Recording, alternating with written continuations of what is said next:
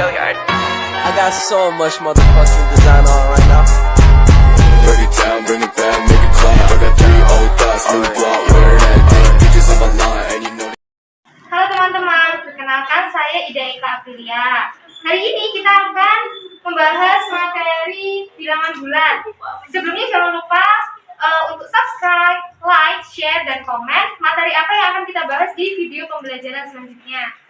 Jangan lupa klik lonceng supaya tidak ketinggalan video pembelajaran kita yang terbaru. Oke, setelah kita gambar garis bilangan, kita harus tahu dulu pengertian dari bilangan bulat itu. Apa sih bilangan bulat itu? Bilangan bulat itu ada bilangan yang terdiri dari bilangan bulat positif. Ini bulat positif.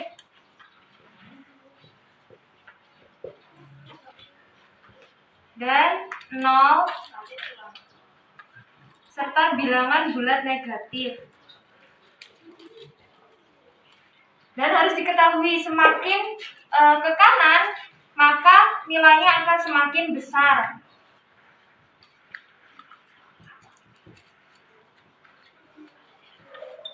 Semakin ke kiri, maka nilainya akan semakin kecil.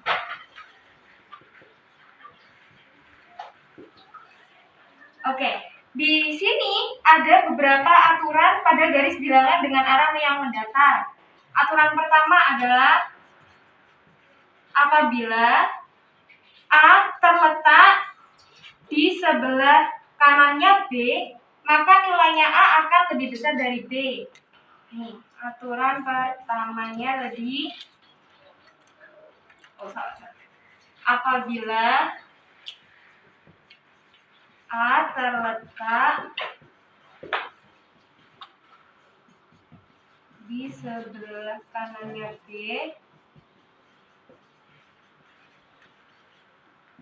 maka A akan lebih besar dari B. Nih, aturan yang kedua kebalikannya. Apabila A terletak di sebelah kirinya B, maka A nilainya akan lebih kecil daripada B.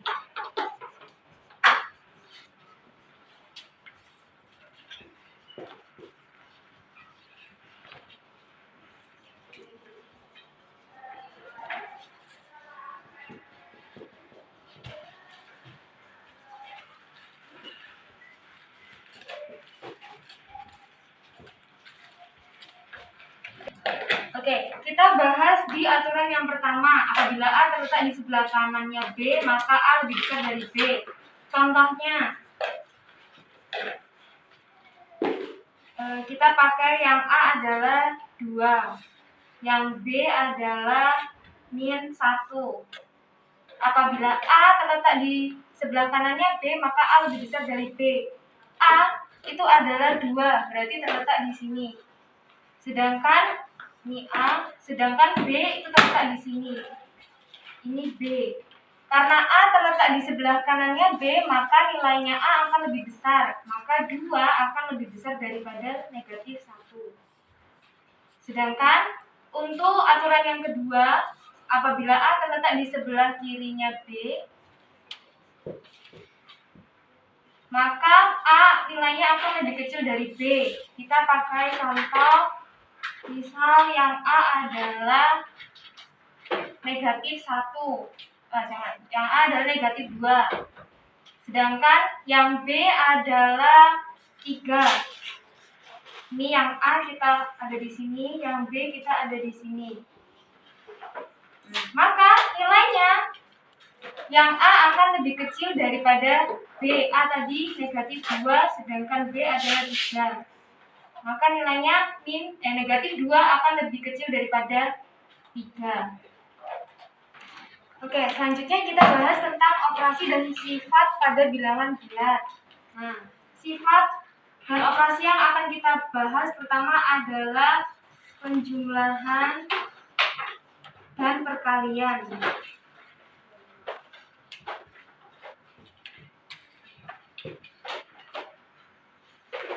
Sifat pertama untuk penjumlahan dan perkalian itu sama, yaitu sifat tertutup. Untuk penjumlahan berlaku seperti ini. A tambah B sama dengan C. Sedangkan untuk perkalian A dikalikan B sama dengan C. Oke, kita bahas satu persatu sifat tertutup nih. Pertama dari yang penjumlahan. Contoh, 2 ditambah 3 sama dengan 5. Sedangkan yang untuk perkalian 2 dikalikan 3 sama dengan 6. Sifat kedua adalah komutatif.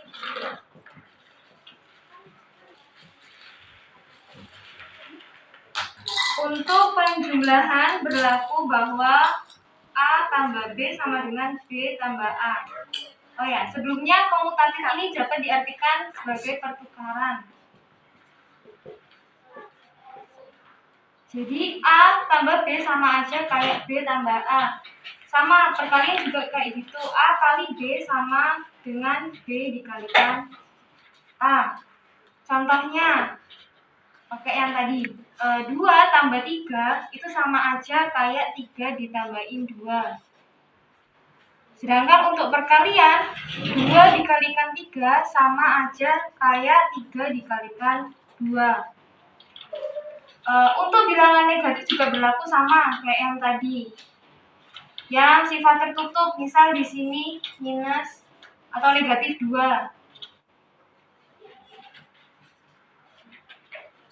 Penjumlahan dua bilangan bulat akan menghasilkan bilangan bulat juga. Untuk perkalian sama, perkalian bilangan bulat akan menghasilkan bilangan bulat juga. Jadi di sini untuk yang negatif, misal negatif 2 ditambah 3 akan menghasilkan positif 1. Tanda positifnya tidak perlu ditulis. Sedangkan yang perkalian negatif 2 dikalikan 3 akan menghasilkan negatif 6. Oke. Di sini sama, komutatif juga sama. Apabila di sini kita ganti jadi negatif 2. Maka di sini dapat kita ganti juga jadi negatif 2. Berlaku untuk perkalian juga. Negatif 2 dikali 3 sama aja kayak 3 dikalikan negatif 2. Oke, kita lanjut ke sifat yang ketiga, yaitu asosiatif atau pengelompokan.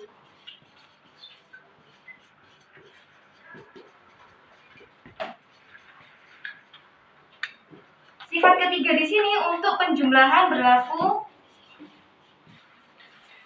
seperti ini.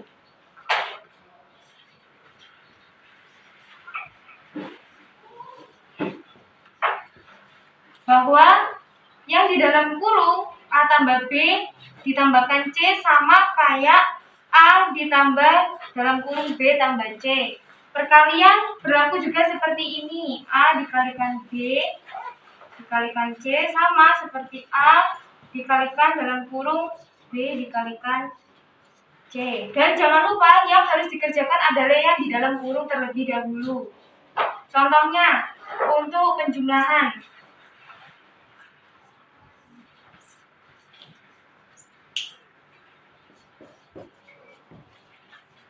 Contohnya 5 ditambah 7 ditambah 9 sama seperti 9 ditambah 5 ditambah 7 ditambahin 9. Nah, di sini yang di dalam kurung pertama adalah 5 tambah 7. 5 tambah 7 adalah 12. 12 kita tambahkan dengan 9 sama dengan 5 ditambah 7 tambah 9 adalah 16. Maka hasil yang didapat itu sama, yaitu 21 untuk ruas kanan maupun ruas kiri. Ini sifat yang untuk penjumlahan. Perkalian berlaku sama.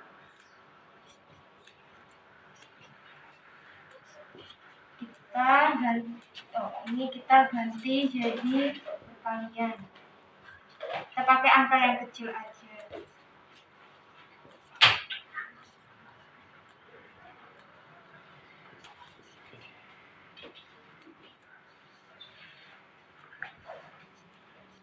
Oke, Di sini sama penjumlahan yang tadi yang dikerjain dulu adalah yang di dalam kurung. Contoh, di sebelah sini yang ada di dalam kurung adalah 2 dikalikan 3, yaitu 6. 6 kita kalikan dengan 1.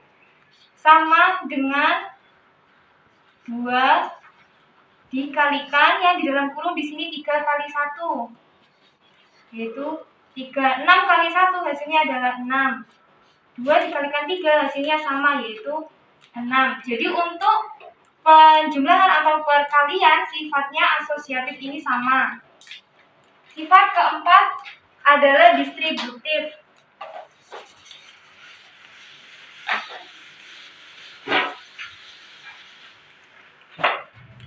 Oke, yang keempat adalah distributif.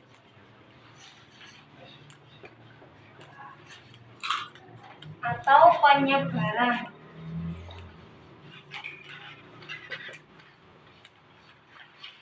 Untuk penjumlahan berlaku bahwa A dikalikan, penjumlahan dan perkalian berlaku yang sama. Sama seperti